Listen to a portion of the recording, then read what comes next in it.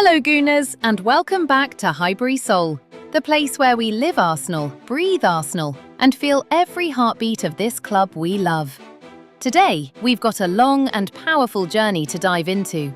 From the joy and electricity of the 4-1 North London derby victory to the post-match moments that shook the fan base, the explosive rise of Eze, the quiet brilliance of Merino, the tactical signals from Mikel Arteta, and of course, the crucial injury updates ahead of the showdown with Bayern Munich. There are so many stories, so many emotions, and every one of them shapes Arsenal's season.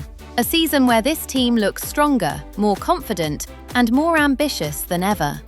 So let's jump straight into it and break everything down together. Gabriel's post-derby celebration goes viral, and Declan Rice jumps into the comments.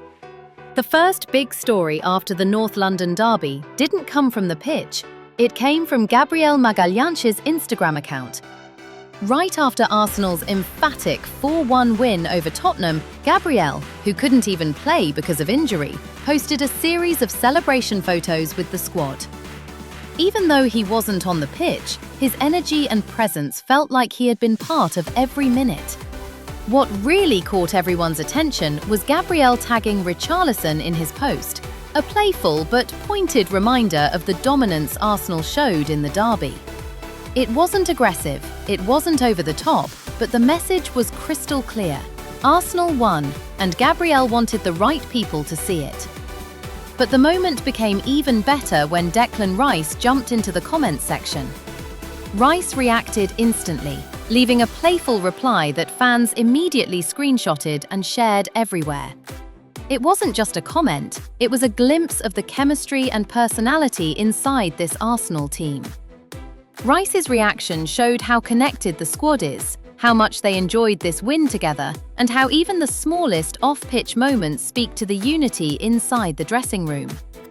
Even while injured, Gabriel is still emotionally plugged in, still supporting the boys, still carrying the same competitive fire he brings onto the pitch every week. And Rice's instant response made it clear, this team is together, on and off the field. Moments like this show a deeper truth about Arsenal right now. They're not just playing great football, they're enjoying it, celebrating it, and doing it as a family. Eze's explosive performance and Arteta's potential tactical reset. Eze walked into the derby under plenty of pressure and expectation, but he walked out of it owning the entire storyline. A hat-trick in the North London derby is a headline that writes itself, yet the real significance lies deeper than just the numbers. Eze's performance forces a major tactical discussion around Mikel Arteta's midfield system. Before Martin Ødegaard's injury earlier this season, Arteta's original plan was to build a three-man midfield triangle featuring Ødegaard and Eze together playing ahead of Declan Rice. It was an ambitious vision built around creativity, fluidity, and unpredictability. But Ødegaard's long absence meant Eze had to shift across multiple roles, especially towards the left-hand side. The system was paused before it had time to grow. Now, after Eze tore Tottenham apart, that original idea suddenly feels alive again. Football London's analysis suggests that Arsenal may soon experiment with the double creator system once more. If Arteta brings Ødegaard and Eze back into the same midfield structure, Arsenal could have one of the most technically gifted combinations in Europe. Eze brings one-on-one ability, flair, and goal threat. Ødegaard brings control, passing rhythm, and leadership. Behind them, Rice serves as the anchor. It is a trio that could define the next phase of Arsenal's evolution. With Ødegaard close to returning, the derby may have been the perfect preview of how dangerous Arsenal can be when the system clicks. Merino's underrated brilliance and comparisons to prime Özil and Odegaard. Eze took the spotlight, but analysts were quick to highlight another exceptional performer, Mikel Merino. Several tactical reviews described his performance as a blend of prime Mesut Özil's creativity and Martin Ødegaard's intelligence. That is high praise, and surprisingly, it makes complete sense when watching the match back. Merino was Arsenal's silent controller. Every touch felt purposeful. Every pass carried intention. He offered calmness under pressure, helped transition the team from defense to attack, and constantly supplied the forwards in dangerous positions. While he did not produce the highlight moments like Eze, his influence stretched across the entire 90 minutes. Arsenal's midfield worked the way it did because Merino allowed others to shine.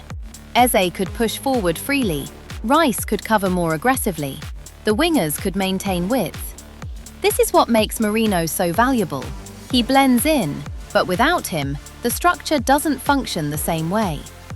If Arsenal eventually deploy Merino behind Ødegaard and Eze in a fully fit midfield trio, it could become one of the most balanced, technically gifted units in the league.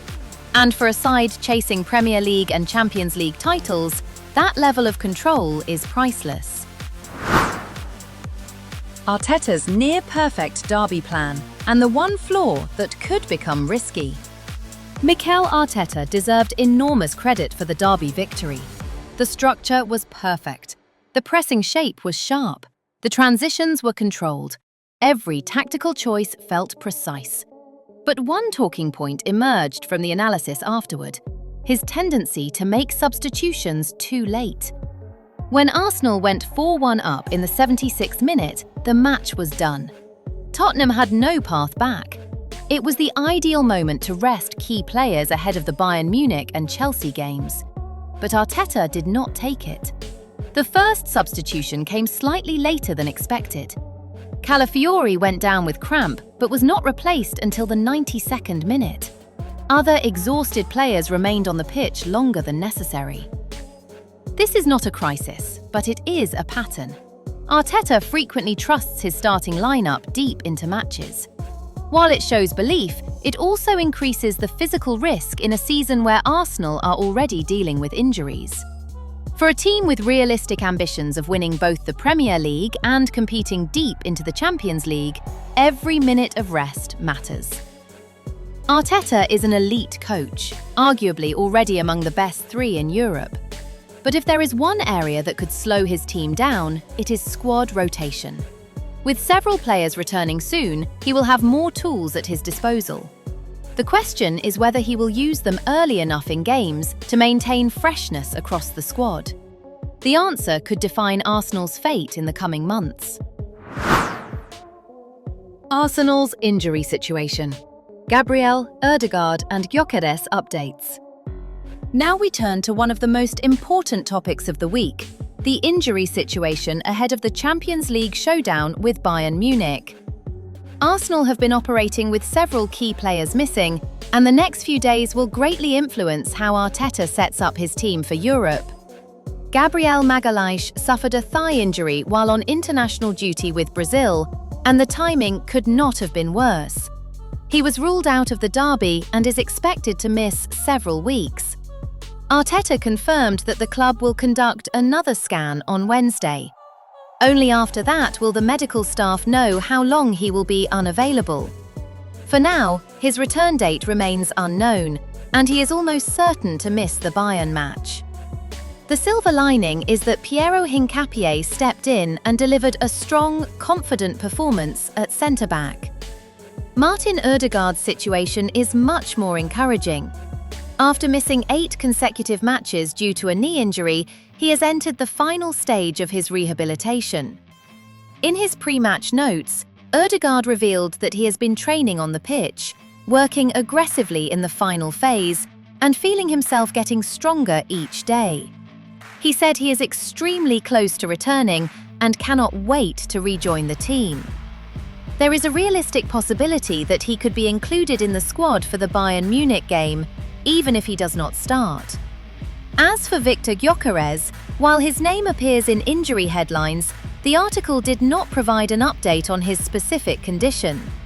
He remains part of the group working towards full fitness alongside Gabriel Jesus, Kai Havertz and others. His timeline is still unclear, but Arsenal hope to see him back soon, especially with the fixture list becoming extremely demanding. And that's all for today's Arsenal update. Thank you for watching HighburySoul. Same time, same passion, always Arsenal.